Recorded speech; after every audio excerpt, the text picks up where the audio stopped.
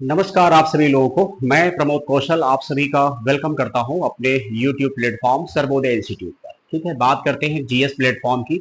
तो current affair से जुड़ा तो सारा मैटर पढ़ा ही हुआ है, कुछ क्लासेस और भी हैं जो आपके लिए हेल्पफुल हो सकती है। तो किसी भी कंपटीशन के लिए अगर आप प्रिपरेशन करते हो तो हमारे YouTube प्लेटफॉर्म से जुड़ सकते हो और अपना एक बेहतर कैरियर बनाने का प्रयास कर सकते हो। ठीक है, आइए बात करते हैं तो 11 जून की।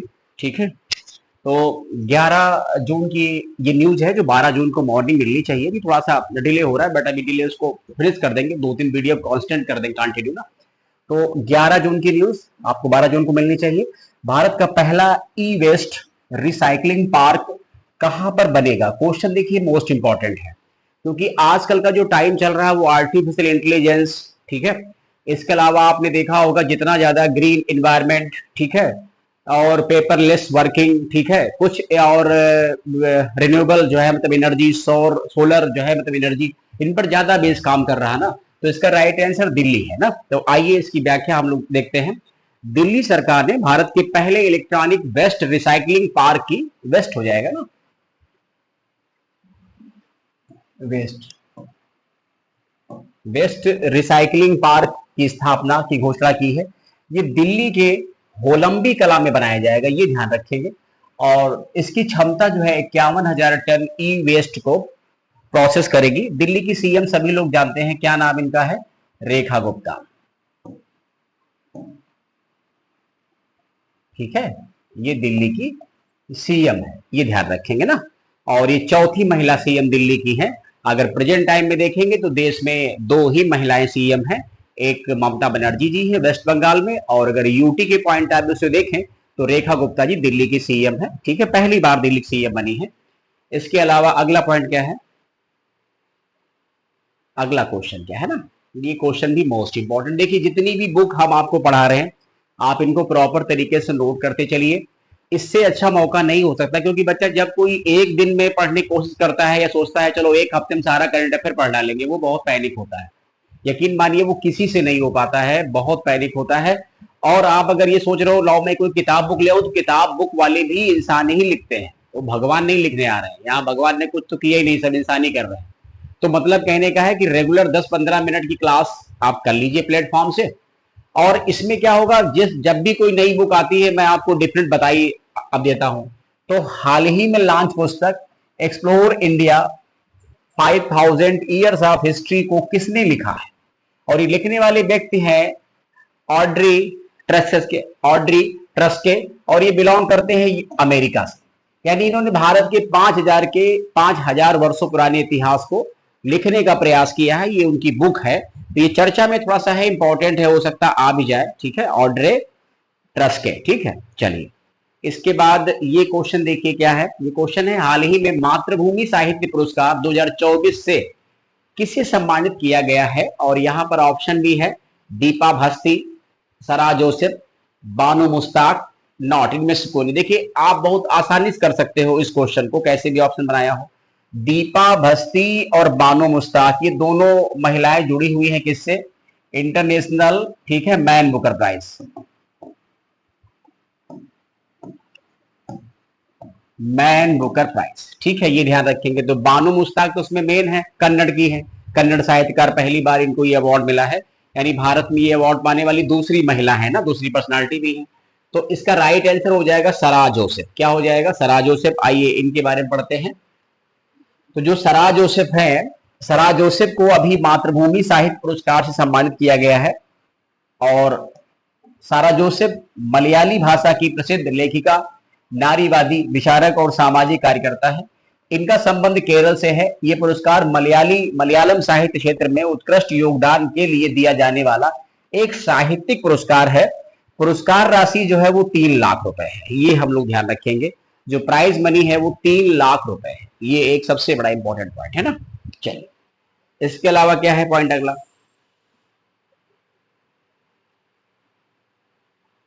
चलिए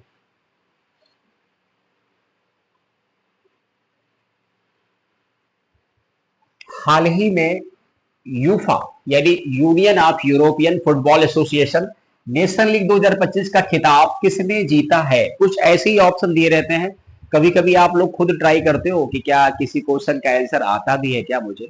चलो मैं तो पढ़ा देता हूँ, खैर आप पढ़ लेते हो, अच्छी बात है। पढ़ भी, किसी ने पढ़ाया तो उसको पढ़ लेना चाहिए। अगर आप उससे परिचित हो, जानते हो, नहीं परिचित हो तो भी अगर अच्छी चीज है तो उसको एक्वायर्ड कर लेना चाहिए, वो आपके लिए ज्यादा अच्छा रहेगा ना। तो इसका राइट आंसर पुर्तगाल हो जाएगा ना। तो ये एक 2 वार्षिक अंतरराष्ट्रीय यूरोपियन फुटबॉल प्रतियोगिता है। 2025 में इसका चौथा संस्करण जर्मनी में आयोजित किया गया। इसकी शुरुआत 2018 से हुई थी, ये ध्यान रखेंगे, ठीक है। चलिए, इसमें पुर्तगाल ने स्पेन को हराकर दूसरी बार टाइटल जीता है, ये ध्यान रखेंगे। अच्छा क्वेश्चन है, हो सकता है आपके एग्जाम में भी आ जाए। और ये उसका फुल फॉर्म है कि union of European football association, ये उसका फुल फॉर्म है ना। चलिए, हो सकता है हमने इस क्वेश्चन को लेकर के इसके पहले भी आपको पढ़ाया हो। एक क्वेश्चन और भी मेरे पास है, अच्छा है। हाल ही में किस राज्य ने सीमा पर्यटन पहल शुरू की है?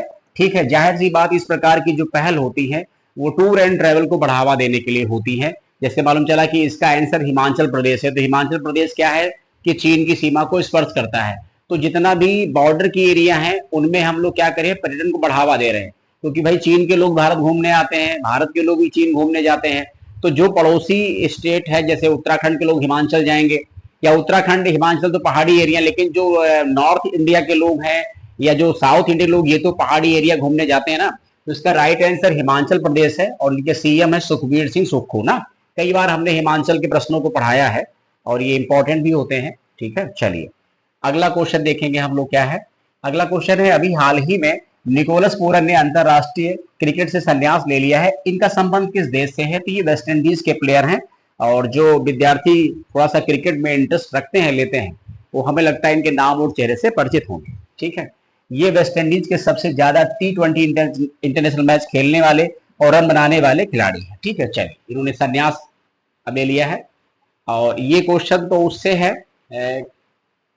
ब्रांड एम्बेसडर से। तो हाल ही में मालदीव की ग्लोबल टूरिज्म एम्बेसडर कौन बनी है? और आलिया भट्ट, कैटरीना कैफ, विद्या बालन, तापसी पन्नू। राइट आंसर कैटरीना कैफ, ठीक है। चलिए, और अभी हाल ही में पुदुचेरी विधानसभा के लिए नेशनल ई विधान एप्लीकेशन शुरू किया गया है। भारत में पहला राज्य कौन सा था जिसने ये सेवा शुरू की थी? बड़ा अच्छा क्वेश्चन है, और ऐसे क्वेश्चन कभी कभार आते भी हैं। इसका मतलब कहने का ये है कि फिजिकल वर्क को फिनिश करना है, जो कुछ भी होगा सब कुछ ऑनलाइन होगा। तो ऐसा किस विधानसभा ने सबसे पहले किया है? क्योंकि फिजिकल में क्या होता है, टाइम जाता है। ऑनलाइन में क्या होगा, बस उसका खाली एक सॉफ्ट कॉपी आनी है। तो सीधा मतलब कहने का ये है कि इससे क्या होगा, विधानसभा हो चाहे जो विधायक लोग, उनकी कार्यशैली थोड़ी थोड़ी सी ट्रांसपेरेंस हो जाएगी ना। तो इसीलिए इसका राइट आंसर क्या हो जाएगा, नागालैंड का हो जाएगा ना। तो ये ध्यान रखेंगे, ठीक है। आपको कमेंट कर देना है सिर्फ कि नागालैंड के सीएम का नाम क्या है। बाकी तमिलनाडु, तेलंगाना, गोवा तो सब लोग जानते जानते हो। नागालैंड के सीएम कौन है ये बता देना है ना। तो ये आपका रहा करंट अफेयर जो फिनिश हो गया। और इसमें देखिए, हमने पढ़ाने के दौरान कोई आपको लाइक, शेयर, कमेंट, कुछ किसी प्रकार कोई बातचीत नहीं की ना। तो स्मूथली क्या हो गया, 7-8 मिनट में 8 से 9 क्वेश्चन खत्म हो गए, समाप्त हो गए।